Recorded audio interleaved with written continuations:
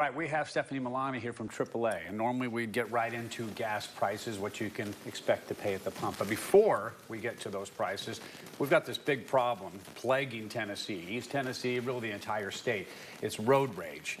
And I know you wanted to address some of that. From the AAA standpoint, what is the best thing to do if you find yourself all of a sudden going, I think this person's starting to rage, so to speak, or angry with me? Yeah. So let's talk about how to prevent it first. Okay. So we want to mind the rules of the road and try not to offend, right? So because a lot of this can be either perceived that, you know, a driver slided you. Right. So most of it, I think, is perceived. Like, oh, man, I can't believe he cut in front of me. Exactly. Like, I just don't think they saw you. They could also be having just a really bad day, and that small thing kind of, you know, put them over the edge. But if you can, as a rule of thumb, drive so that no other driver has to change their speed or direction because of you. So things like watching how closely you are following someone, watching your speed, using your signals, allowing other people to merge in, those can help to, you know, not get tempers hot in the first place. Which I would add, because I'm obviously on the freeway, my job, get the left lane is for passing.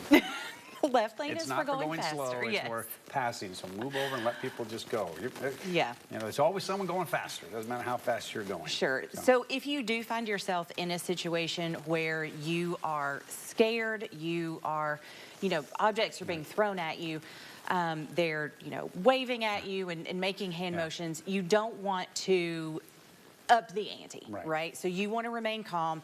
Don't make eye contact. Don't make hand gestures or anything like that. If you do feel threatened, you can always call 911, tell them what's going on. If you don't feel like you have that option, go get off of, you know, an exit, go to a safe public place.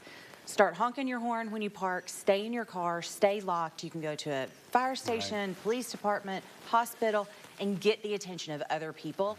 Hopefully that will dissipate the situation. Even a convenience store, you know, when people are getting gas, you start honking your horn, people are going to start looking at you. Yeah, so they're going to see what's going on. I know we're going to have more on this tomorrow as well, but we won't have like a minute left, so we got to get into the gas prices, right? Where are we with gas prices here, I don't know, Knoxville and Tennessee and the nation? Yeah, so the national average is $3.41. That's the same as last week, but it's actually 13 cents less than it was this time last year.